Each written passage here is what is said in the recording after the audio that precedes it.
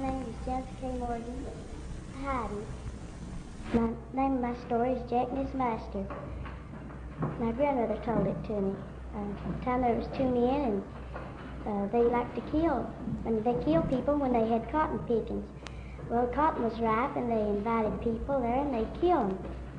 Well, they invited a girl named Marion. She went and she didn't tell her mother where she was going, and she got on a horse and rode off. And every little rock and tree, twig would say, "Oh, fair maiden, don't be so bold. Your own heart's blood will soon turn cold." She didn't pay any attention to it, and she got there and she saw Jack and His Master come down the hill pulling an old woman by the hair of the head. And she went and hit her horse in the rushes where they couldn't see it, and she went and found her place to hide was a big blood hole. She crawled back in where she didn't think they could see her, and they couldn't see her way back in there, and they saw a ring on this old woman's finger, and they went and killed her. They tried to get it off, but they said, "Well, we're going to clean out the blood hole tomorrow, and we'll just cut her whole finger off and throw it back in there, and we can get it." So they threw the finger in there, and it hit Mary's lap, and she picked it up and put it in her pocket. Well, they said, after they got her cut up and put her in the blood hole, they said, "I wonder why Mary's not here." And Jack said, "Well, I guess she'll be here, because it takes a woman a long time to come someplace on a horse." He said, "Well, we'll go upstairs and sleep a while." Well, she heard him snoring. She went down to the creek to wash off her riding skirt. She got on her horse. She didn't tell anybody where she'd been.